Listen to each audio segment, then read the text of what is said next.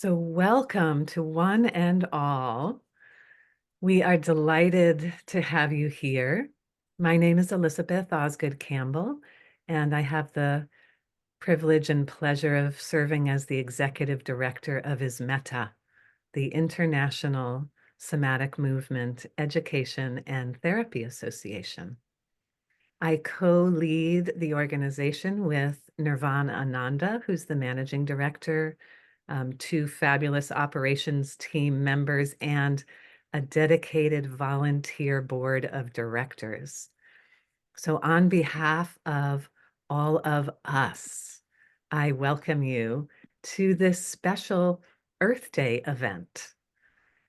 On Monday, April 22nd, here we are for a book talk on the title, Geographies of Us, Ecosomatic Essays and Practice Pages, edited by Sondra Fraleigh and Shannon Rose Riley, two important contributors to our field, are with us today. Geographies of Us is the first edited collection in the field of ecosomatics, with a combination of essays and practice pages that provide a variety of scholarly, creative, and experience-based approaches. The book brings together established and emergent scholars and artists from diverse backgrounds and covers work rooted in a dozen different countries. So what a privilege and a pleasure to have you both here today. Sondra Fraleigh is a professor emeritus of dance at the State University of New York at Brockport, a Fulbright scholar and award-winning author of 14 books with university presses, including Geographies of Us. Fraley was chair of the Department of Dance at SUNY Brockport for 9 years, later head of graduate dance studies, and also selected by SUNY, State University of New York, as a university-wide faculty exchange scholar. She received the Outstanding Service to Dance Award in 2003. Her choreography has been seen in the US of A, in Germany, Japan, and India. Fraley is the founding director of East-West Somatics Institute for the study of dance, yoga, and movement since 1990. We are delighted to have you here, Sondra, and look forward to what you have to share about this edited collection. We also welcome Shannon Rose Riley, your co-editor. Shannon is an interdisciplinary artist and scholar and professor of creative arts and humanities at San Jose State University. She has an MFA in studio art, a PhD in performance studies, and she is a registered somatic movement therapist and educator, trained in East-West Somatics, Shin Somatics, Buto, and authentic movement. Love the visual embellishments. I'm such a nerd. What can I say? Love it. Professor Riley's visual and performance works have been exhibited and staged internationally at numerous venues, including the Institute for Contemporary Art in Portland, Maine, Mobius in Boston, and other locations like Stanford University and the Month of Performance Art in Berlin. She performs and records with the Chicago-based performance noise group, Ono. Thank you again for taking time to be with us today. We look forward to your sharing. Thank you so much. And what great fun to be here and to see so many people that I recognize in the Zoom audience, and to be here with my comadre, Sondra Fraleigh. And before I just say a little bit about the book, I want to say that, it's been the fastest academic book project I've ever been involved with. It was just the fall of 2021 when Sondra and I started talking about the need for some kind of collection like this. And our goal, this might be an unusual thing to say, but our goal with this and why we call each other comadre, co-mothers, was to do this project with a lot of love and inclusivity, and to really challenge ourselves, and to bring a broad range of people on board, to support the project. So I'm just so proud of that, Sondra, and so proud to share that with you. Thank you. So we're going to read a little bit from the book, but first I was provoked to share my love of this table of contents with you. I think I called it the sexiest table of contents I've ever seen. And one thing it does that I think is interesting is that it also places the work geographically through the use of GPS coordinates. So you can see in a couple of maps in the introduction just how this work is circling and moving. There are 4 sections in this book. There are 20 chapters, 10 are practice pages, as Elizabeth said, and 10 are more scholarly essays. There are 4 themed sections, and I'm going to read those first because they basically structure the book. Part 1 is what we uncovered in the materials that were submitted by our authors were a set of verbs that we identified and think of as some of the verbs of ecosomatics. And this is part 1: enworlding, rewilding, decentering, transing, pluraling, performing, attending to, dancing. Part 2, again, these elements come out of the chapters themselves. Part 2 is titled Horse, Lion, Queer Animal, Skin. Part 3, Tree, River, Carbon, Stone. And part 4, Place, Plasma, Pluriverse, Potato. Some of the chapters are titled Tree of Blue Wakbas, Chapter 2, What Native American Dance Does and the Stakes of Ecosomatics. Sondra will be reading today from one of her 2 chapters, Material, Thousandfold Somas and Poetry of Emergence. Lonnie Weisbach's chapter, Practice Pages, titled Decentering the Human Through Buto, will be shared today also. We have Embodying Islands, Ecosomatics and the Transnational Queer by Fei Shi. Skin Body and the Skin of the Earth by Ali East, who's with us today. I told you they're great, right? Fearless Belonging and River Me by Adeshola Akinlai. And maybe one more, Awe and Empathy by Edward S. Casey, who was probably quoted in a majority of chapters in the book. He is such an influence on the work. I'm going to begin to read a little bit from one of my chapters, the first chapter in the collection. I'll just read the first section to you. It's titled A Critical Ecosomatics, Cultivating Awareness and Imagination.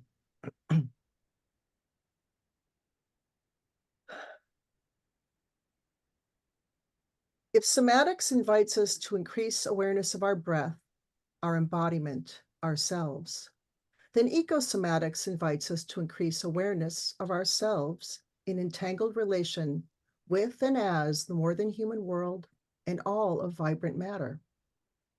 The phrase more than human world was coined by performer and phenomenologist David Abram as a way to decenter the category of the human from its imagined apex and to reawaken human perception to the magic of what he calls the many-voiced landscape. In the provocative work Vibrant Matter, A Political Ecology of Things, political theorist Jane Bennett argues further that even inanimate things should be reconsidered in terms of their relation to the human. Her vital materialism is a challenge to the life-matter binary and its correlate, the machine model of nature. She proposes instead that we begin encountering the world as a swarm of vibrant materials entering and leaving agentic assemblages. The ecosomatics I am sketching here comprises philosophies, critical theoretical positions, methods, practices, and worldviews, which rethink the notion of a discrete human subject and instead locate it as constituted within and through various kinds of relations and entanglements. It is indebted to theories and practices in somatic movement, but especially to phenomenology and ecophenomenology, to quantum field theory, the material feminisms of Bennett and others, and to various indigenous knowledges. All of these challenge in one way or another Cartesian dualisms in regard to overly simplistic human, animal, plant, matter divides, and notions of a self-possessed human subject with claims to superiority and a singular agency. In ecosomatics, we cultivate awareness of entanglement and intra-connection. At the level of perception and cognition, we are always already ecosomatic. As I have argued elsewhere, philosopher and neurologist Antonio Damasio postulates that what we mistakenly call the mind, as if it were an object located in the brain, is more accurately an interactive relational process between brain, body, and environment. Mind is a process constituted by what he calls multiple parallel converging streams, which are coded as images that flow throughout the body and brain in response to the environment. For Damasio, then, mind is embodied in the full sense of the term, not just embrained, and mind is also environed, emerging, entangled, and interactive with and in place. Feminist science studies scholar and theoretical particle physicist Karen Barad develops a theoretical framework of agential realism that reconceives of materiality as both agentive and intraactive. For Barad, bodies do not simply take their places in the world. They are not simply situated in or located in particular environments. Rather, environments and bodies are intraactively co-constituted. Barad argues that to be entangled is not simply to be intertwined as separate entities, but rather to lack an independent, self-contained existence. Individuals do not pre-exist interaction, but instead emerge through and as part of their entangled intra-relating. This is a performative understanding of being as relation. Also in science studies,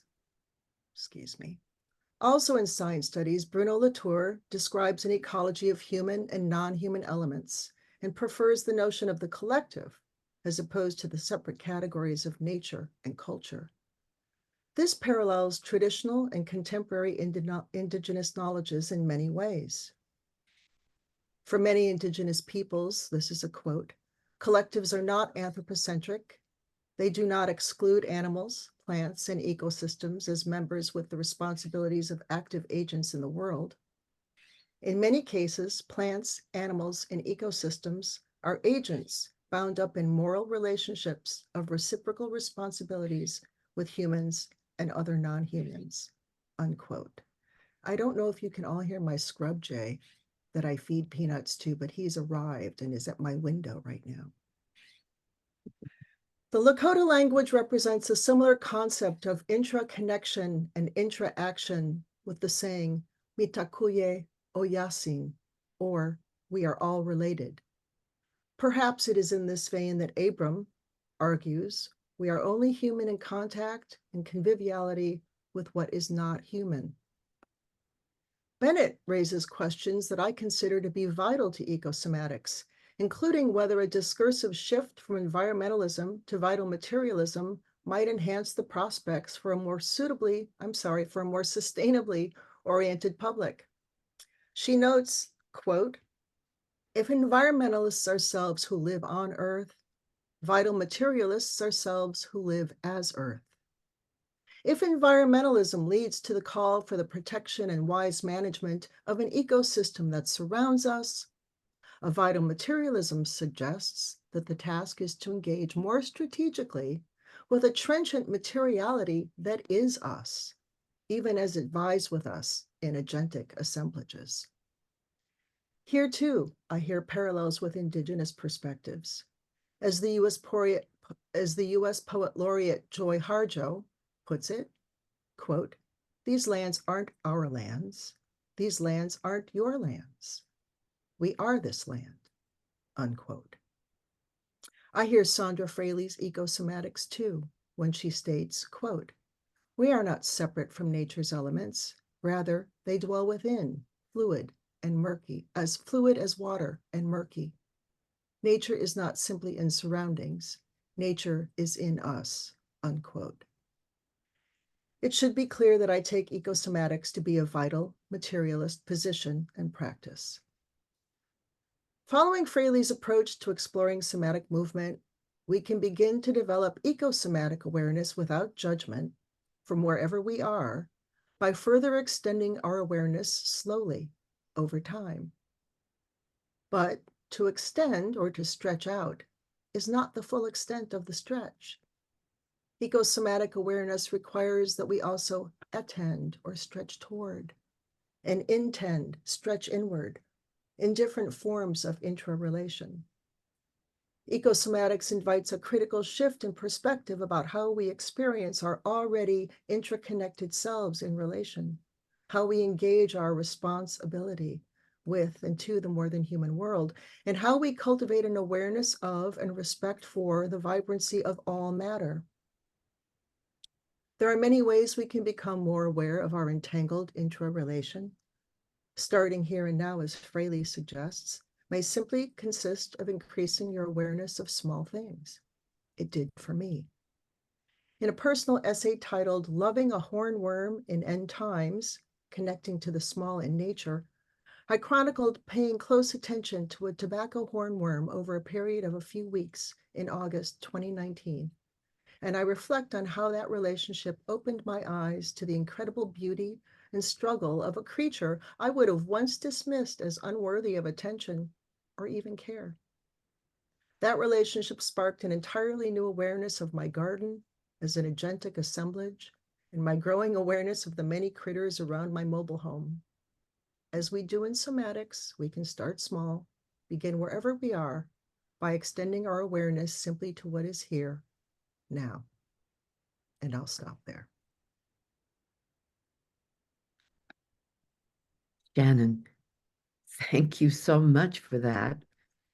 When Shannon finished her chapter and we didn't know where it was going to go in the collection, I said, it should be the first chapter because it introduces the book so well.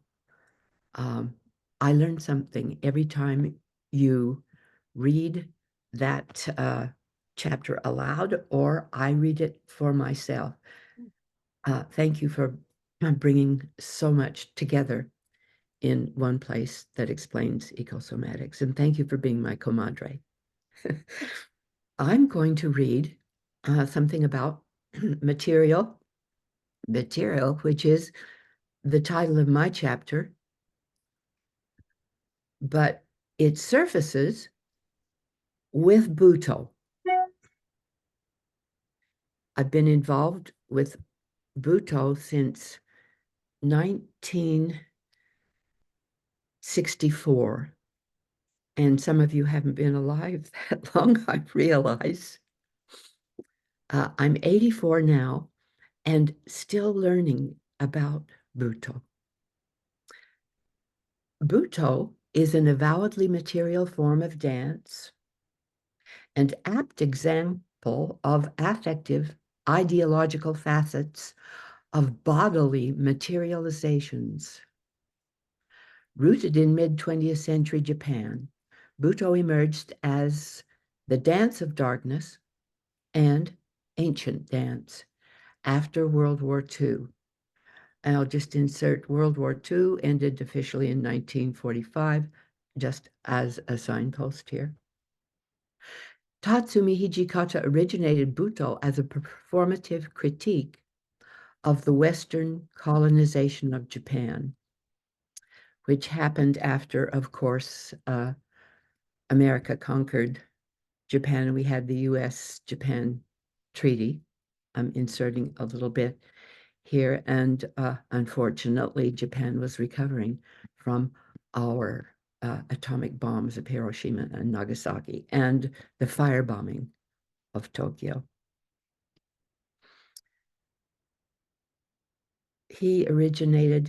Tatsumi Hijikata originated Buto as a critique of the Western colonization of Japan, also conspicuous materialism. When we talk about material in this book, we're not talking about materialism, we're talking about it as intraactive. Also, his critique of the conservative immobility of Japanese society. Today, residues of Hijikata's radical dance continue to migrate across cultures through dance translations individually crafted and comprehended. Buto is not a progressive art, sinking as it does toward mud and elemental ecology. Its movements are based on images and atmospheric changes, morphing from elegance to anguish through corporeal aesthetics. Most significantly for Japan after the war, Buto brought marks of suffering into dance, sublimating the body while extending its indeterminate states.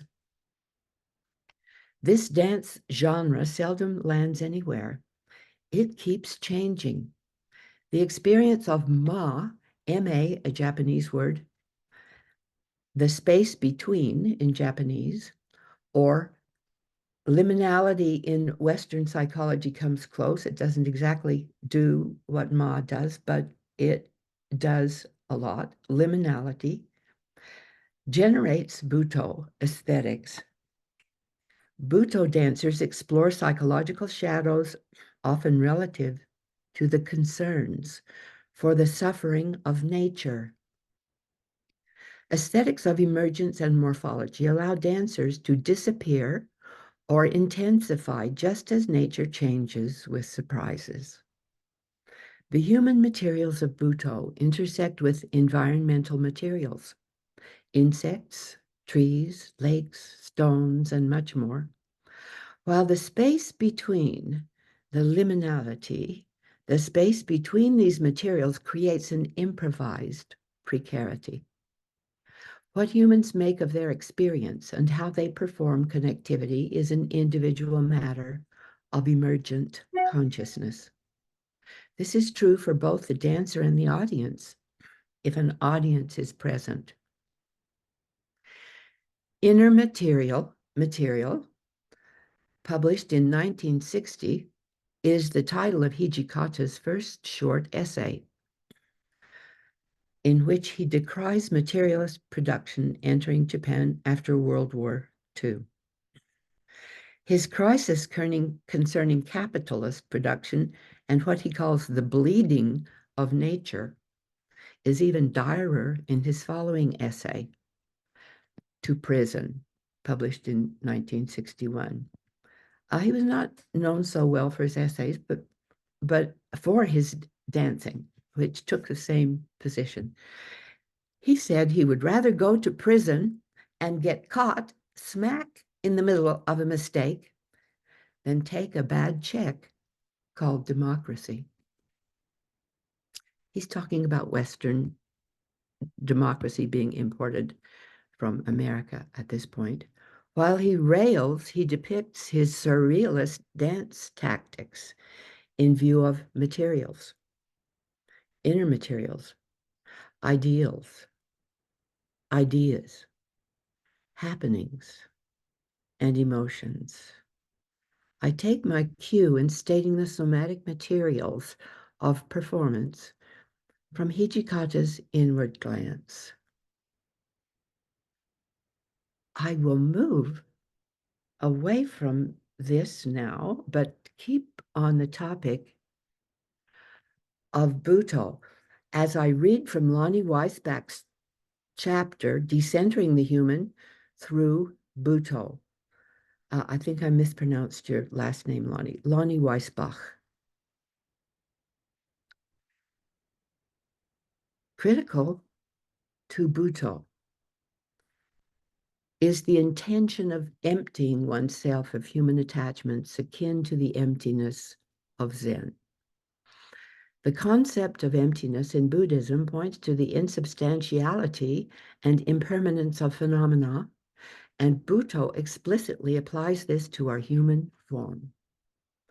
As a method of inducing this state of mind, in her workshops, Buto teacher Suen, who is in the tradition of Hijikata, the other person who is important in Buto, I'm digressing here, is my mentor, Kazuo Ono Sensei. As a method of inducing a Buto state of mind in her workshop, Buto teacher Suen, in the Hijikata lineage, would repeat as we worked on embodying such elements as slime, a twisted branch, or a black hole. She would say, "These are not my arms and my legs. This is not my beautiful face." Unquote. The act of becoming, we're back to Lonnie now, the act of becoming that is unique to Buto is also an act of decentering the human, which is a radical paradigm shift in how we can experience ourselves in an interconnected web of life.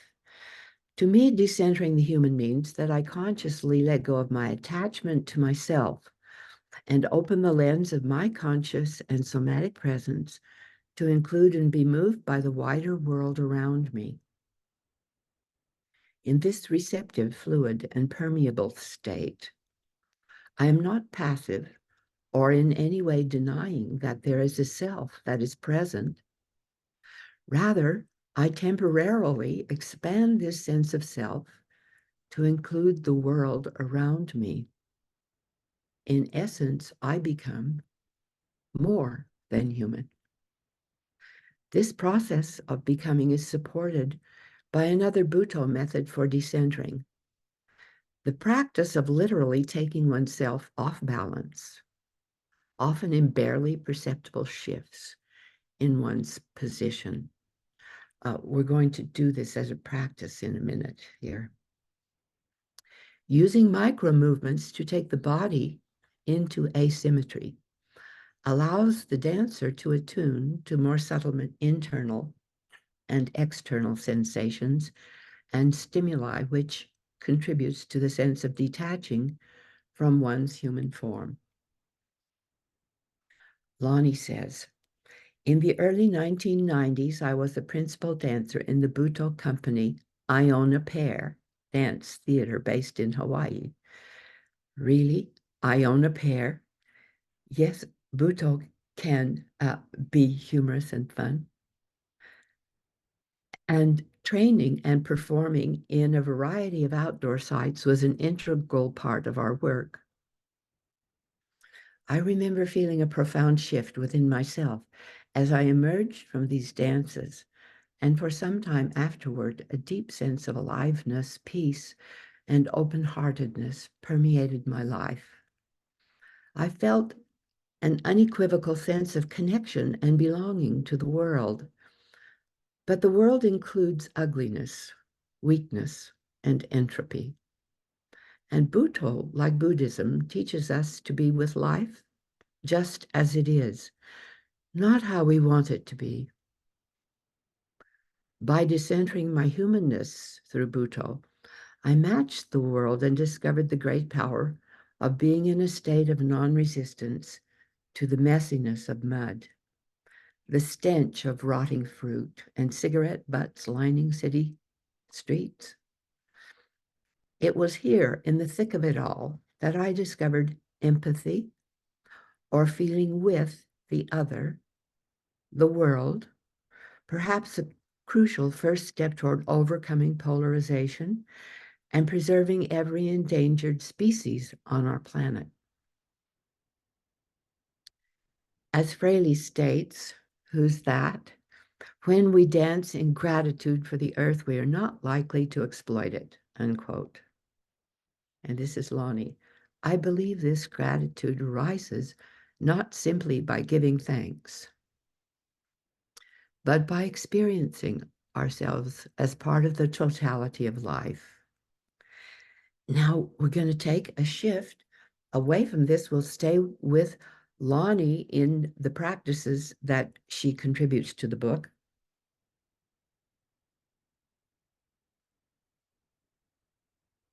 And do this first one, which is a rolling meditation. I invite you to move away from your computer. You don't need much space. You can lie down next to the computer so you can still hear my voice. You will be rolling in place and not moving across the floor.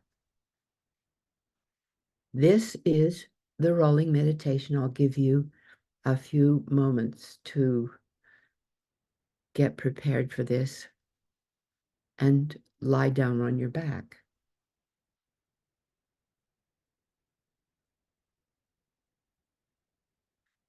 Lie on your back with your knees bent and the soles of your feet in standing. This would be the soles of your feet on the floor.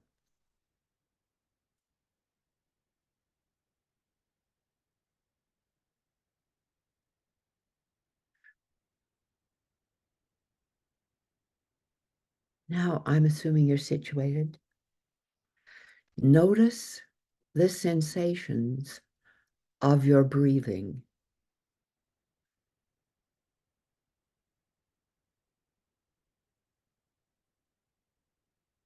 On the next exhale, make one small movement, a micro movement, and notice the subtle change in the position of your body, which is now slightly asymmetrical and imbalanced.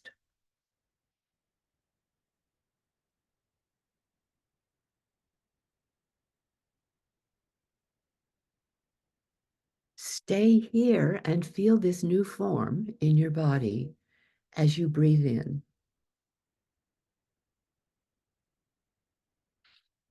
On the next exhale, make another micro movement. And pause again to feel this new shape.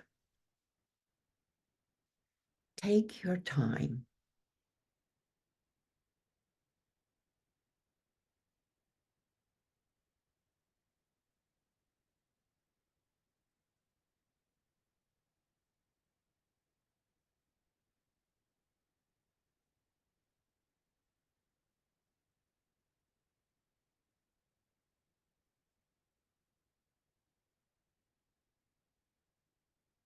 Continue to notice your breath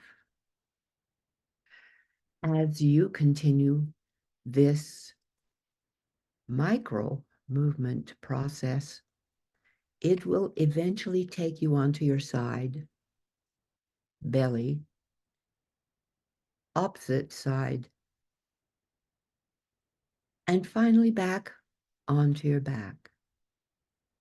I will insert that this might happen for you, or maybe something else is taking place as you continue to feel the sensations of your body in these micro movements and attend to your breath. Your roll will not move you across the floor. Rather, you will try to stay in about the same place in space as you revolve around yourself one micro movement at a time. This is Lottie now.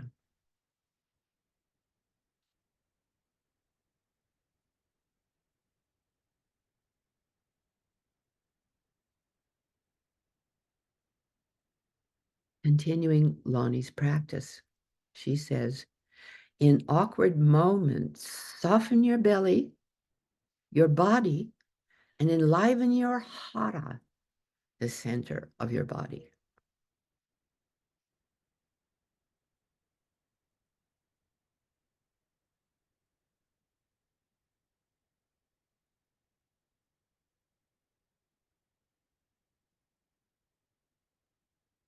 Take your time.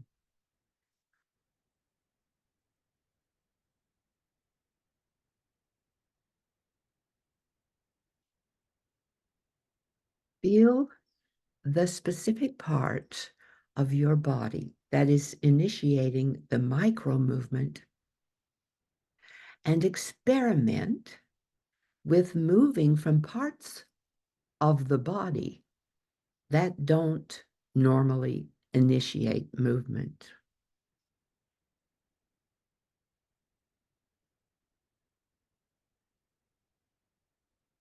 Take your time.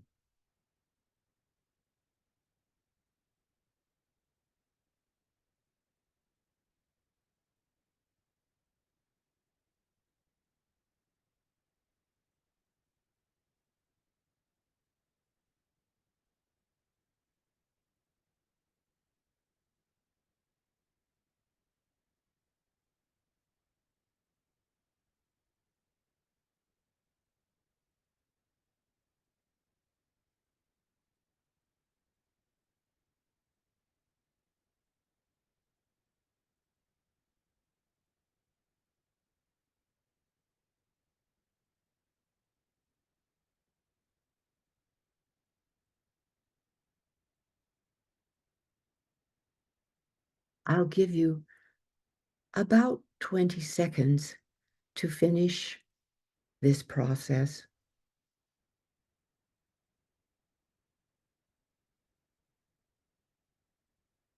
Take your time to finish.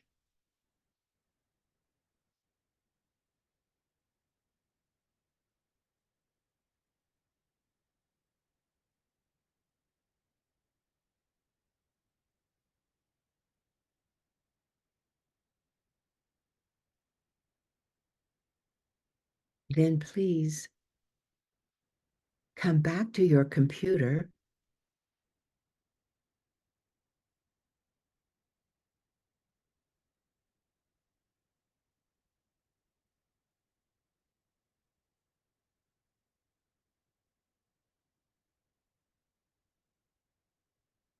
Thank you for this chapter, Lonnie.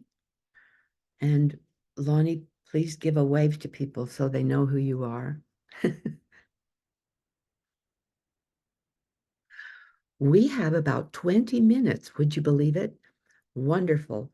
So that we have time for your reflections on this process, and also any questions you might have about the book. So I'll open it to the group.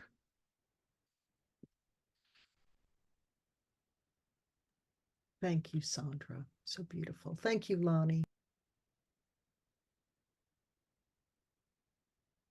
Thank you to the authors of our book who are present. I see Deborah Lacey here too. I don't see everyone.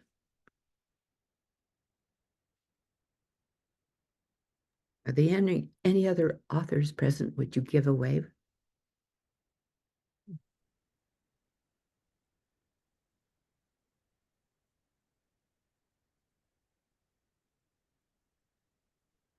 Allie East, would you wave so we can, Allie has a chapter in the book. Skin, body, and skin of the earth. Yeah, and Allie is with us from New Zealand. I think it's very early there right now.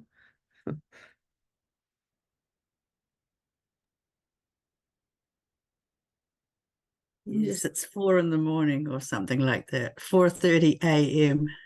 Oh, you are brave to be here. I had to set my alarm, and of course I woke up at 2 instead of 4, you know.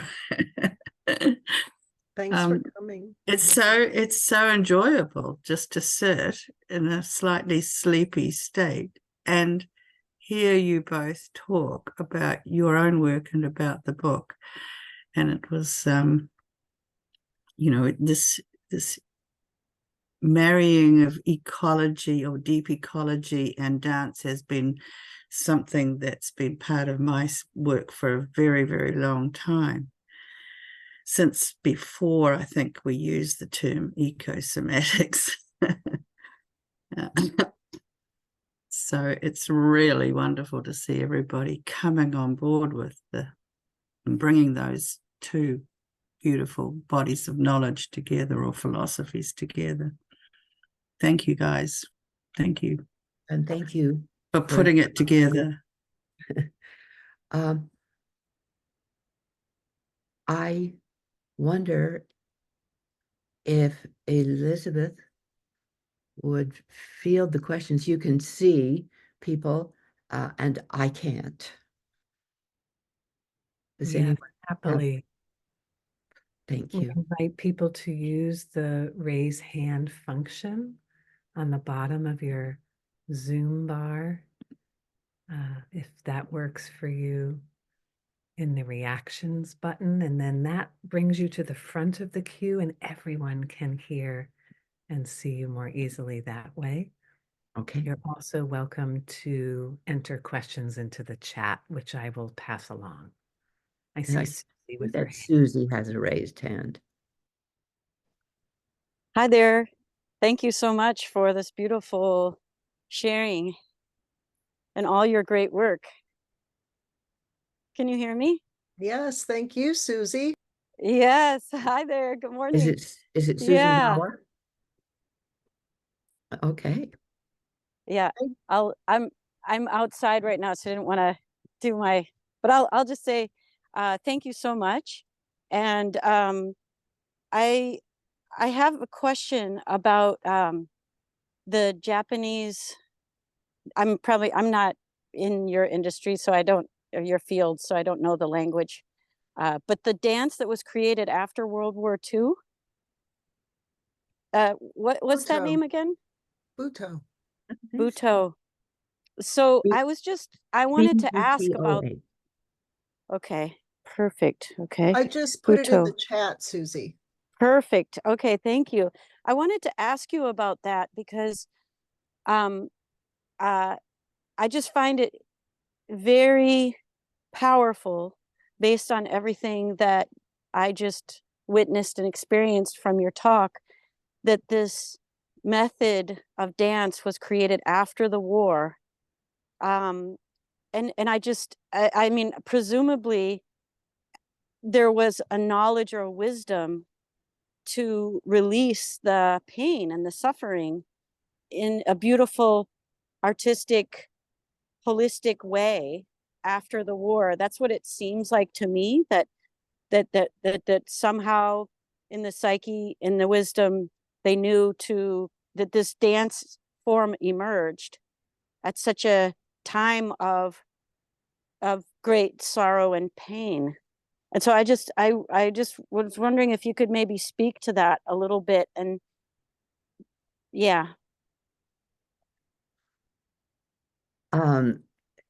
Hijikata and Ono, the two progenitors of Buto, would say that their dance is not a direct response to the war. However, this materialist production entering into Japan and the entire influence, of course, all of this was a consequence of the war. And the Tokyo skyline, after Tokyo was destroyed and was rebuilding, began to look like Chicago, New York, San Francisco. I mean, just Tokyo's huge. It's not a pleasantly beautiful form of dance. It's not grand. There is one company, Sankaijuku, which is rather grand, but most Buto is on a smaller scale, and it does probe ugliness and darkness. And dance doesn't usually do that. Rather, the dance that I studied through modern dance, contemporary dance, and ballet was more about finding impressive form or beautiful form. Butoh is a beautiful kind of ugliness. It will allow the body to be in these off-centered places. And it's very interesting to be able to match those places. Thank you for your reflection on that, Susan. And yeah, I think that you are right. The suffering in Butoh is about the suffering of the land and is about human suffering. Hijikata said, Butoh starts with your handicap. I'll just leave it there. So Shannon, did you Wow. have a section on this? Because you've studied Butoh. No, I think that you've addressed it, as always, wonderfully, Sondra, thoroughly. I think Susie's picking up on something that is part of what Butoh does, if only for the audience, or especially sometimes for the audience, right? Thank you. I would add a caution about Butoh. If you look Butoh up on the internet, you'll get all kinds of things. And like any genre of dance, there are examples that are more to my mind authentic, and a lot of stuff that is what I would just call a pick up the ideas and do something with them. And some of it is extremely, because it's the dance of darkness, it uses it as an excuse to be intensely vulgar. You will find lots of vulgarity. If you want to think of it that way, you can move into the vulgar with Butoh, but it's done thoughtfully. And so I wouldn't trust everything on the internet as a great example of Butoh. Mm-hmm. Mm-hmm. Thank you so much.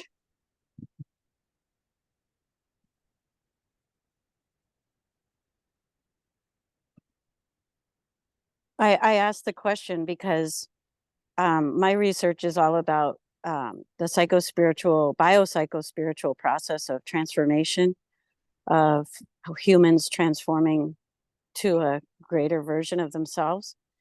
And there's a part of the process of transformation called dismemberment, where you enter the darkness. And the necessary darkness and the profound healing that happens through that. And so that dance is very powerful to me. I definitely want to research it, but I'll definitely be looking for maybe I'll be looking at your work then. Yeah, if we could transfer into Jungian psychology and the shadows, and how important it is for the human being to admit the shadows and the difficulties of life. And Ono Kazuo Sensei in Butoh says, don't push away the messiness of life.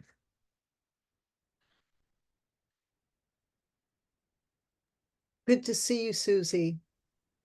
Thank you for coming. Susie and I just connected by email this past week from a dear friend who introduced us. And so I'm honored that you came today. Thank you for coming. Are there other questions or reflections? Doesn't have to be a question.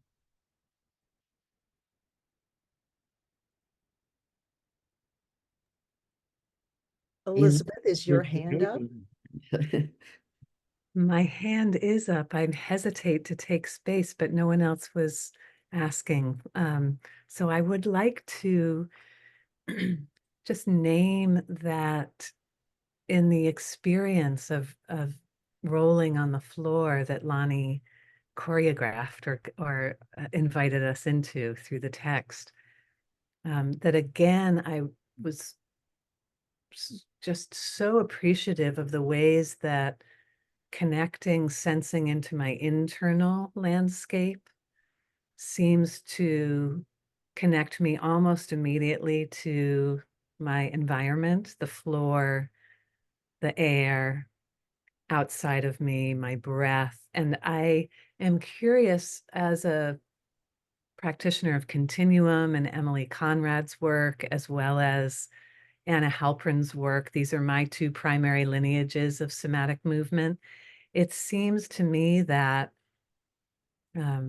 this is one of the core opportunities and invitations of somatic movement in connecting with our own somas, leads us so often into connection with more than human, as David Abram named it. And I wonder if you could just speak for a moment about the other modalities or approaches to somatic movement that are included in the edited volume. We hear about Bhutto and about East-West somatics, Shin somatics. Are there others that come to mind? And I'm just fascinated, as you probably know, by some of the common ground that our different forms share. Well, we have one author who is Stephen Smith, who works with free play with horses. And so some of his influences in that is philosophical, but includes also like Jonah Joseph Jones. And one of my chapters, I had outlined a theory before I met Sondra. I'd been discussing my background's in performance art, and I had described what I call embodied perceptual practices, sort of using Damasio and thinking about perception. But I mean, it could have, if I would have known of the term somatics at that time, I could have used it. My chapter, Moving with Cats, comes from that space. And what else? Who else am I missing? Oh, well, I could add, Yes, please do. we have people coming from different somatic perspectives. Stephen's work, for sure. Deborah Lacey has a chapter in the book. She has studied our work, East-West somatics, but she studied other forms as well. And her chapter is about plasma as kind of the glue of the universe and part of everything. Deborah, where are you? Do you want to say something about the somatic aspect of your chapter? I'm sorry to put you on the spot. If you don't want to, that's fine. Hi, I've been very sick, and that's Oh, she can barely speak. Thanks. um, Yeah. um, but yes, the plasma as the glue, and I think what's coming to me, and I just want to state briefly that today's Earth Day, as we all know, and this is so appropriate, that this beautiful, amazing collection of work, and it is so deep, deep, deep and rich that when you read one page, you really have to take a moment to just let the word move and the verbs move each person and then keep going. And it's just, I'm very grateful to be a part of it. But my somatic work, coming from being a graduate with Sondra, but also as a professional dancer with the Vaganova technique and the Graham technique, and also studying ecotherapy and ecopsychology at Pacifica University, all of that put together has taken for me the art form of movement and given it a reason to exist. So I've taken an understanding of technique of the body and graduated into like a maturity of what we are and how we give back. And it's such a deep study. So that is my somatic work from that. I know that may not have been very clear. It's very clear. Thank you. Thank you for mentioning me, Sondra. And thank you for coming, even in your state of recuperating right now. I'm thinking also of Adeshola Akinle's chapter, which is called River Me and Fierce Belonging.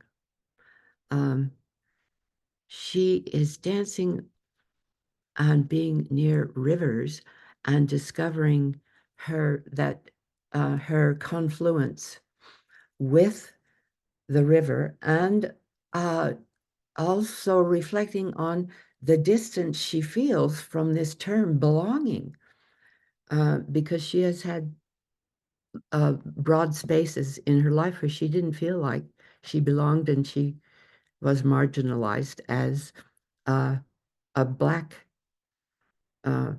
woman living in London and in various other places. Finally, she teaches in Texas right now, Texas Women's University. But as she wrote into her belonging to the river, she finally came to the position of a somatic position of fierce belonging, that she was claiming this belongingness. Please, Shannon, And they changed their pronoun in the midst of the writing of this piece. And so it was just a really profound, fearless belonging, coming into self, talking about the change in the pronoun. There was, in editing, changing woman to female presenting, just a whole wonderful shift in self-awareness and self-relation with the world through this notion of river me, hyphenated, river me. So beautiful. And I think also another thing that I don't want to overlook, although I think maybe it's not exactly, well, maybe I shouldn't say somatic training, not exactly somatic training. Another thing that this book draws from is the area of performances research, which is an area in which, I do work in that area. And so we have Daniel Coleman, who does a chapter about performance as research, doing work down in Chiapas with the environment and with revolutionary groups down there that is very much like artist social practice, performances research, deeply embodied from a trans perspective. And also like Annette Arlander, again, coming from that world, she's a performance artist from Finland, who does performance as research methodologies. And the body is foregrounded, but we don't talk about somatic techniques in the same way. So this collection is a little bit of a mashup of, what Sondra brings and what I bring. And of course, where we meet is with the somatics and ecosomatics. But Sondra's background in phenomenology is not one that I share. My background is more in critical theory and performance studies. And so when you read through the collection, you'll also find that there are just different perspectives on the material at hand, which I really love. So. I'll add, thank you, Shannon. George Quash's chapter it brings a new term into our work, ecoproprioception. And he defends the use of this term beautifully. He is a linguist, been writing for a long time, has his own press. What's the name of his press, Shannon? Station Hill Press. Yes, that's it. Good, because I wasn't going to remember. Yeah, Yes. a poet and a writer and a publisher. So look for ecoproprioception. What's his chapter title, Shannon? Maybe you have the book right there. He I also do. is a somatic practitioner. He works with balance and does wonderful work with balancing stones and balancing the body. And But isn't he also trained in mind-body centering? Or no, no? Okay, I thought that he did work in another area. no. His chapter is titled Languaging Body by Field, Ecoproprioception. And also I think another thing is that he picks up, and a few chapters pick up neurodivergence or being neuroqueer. And several chapters take up queerness or a trans positionality. And I actually think that those are methodologies and practices and ways of being that are a part of this decentering of the human and a decentering of a certain kind of human. And then another big piece, which we really didn't address, is, this collection takes up a lot around land politics and questions of whose land one is on. And in fact, Tria Blue Wakpa makes the really bold and I think brilliant claim that the land back movement is an ecosomatic movement. And I think that's really powerful. So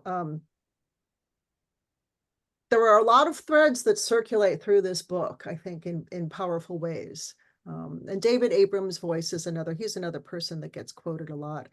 Edward S. Casey, I use him in my chapter Moving with Cats. One of his notions is the idea that emotions are really not in humans, and maybe that's the last place they belong, but he discusses the paraphenomenology of affect, that spaces and places have emotions that we pick up on. And, you know, I think I discussed the Berlin Zoo in my chapter Moving with Cats, and his concept gave me a language for a way of talking about what I felt as soon as I passed through the lion gate and entered this really oppressive space that PETA describes as one of the worst zoos in the world.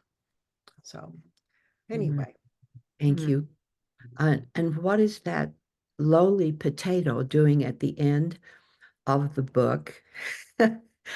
That is part of my chapter in worlding place dances. I get the term place dance from Edward Casey. In worlding place dances and potatoes, I speak about growing up in Circleville, Utah, which was a potato growing area, and picking potatoes, scattering sacks from for the pickers from my horse. When I was growing up, picking potatoes was big. Now, the potatoes are picked by machines and barely touched by human hands. There was something about working manual labor, working with the dirt, working with potatoes, that I feel very formative in my background. I wanted to write about it. So it took me to place and writing about that. I also thought the lowly potato deserved a place in a scholarly book. Thank you. I have Here. gotten a great deal from this association with the land, and I wanted to bring that to bear because I feel like I like potatoes and potatoes like me. And so I ask you, what edifies you, and invite you to close your eyes, not to think about it, but just let it come to you.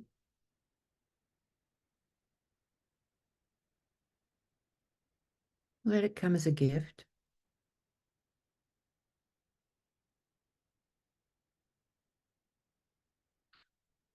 As a gift through the mouth, the eyes, the throat, from the bottoms of your feet.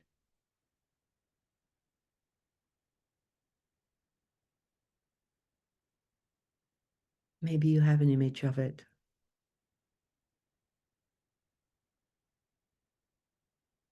Let it be in its suchness, whatever it is, and take a deep breath and clap once, and we'll finish.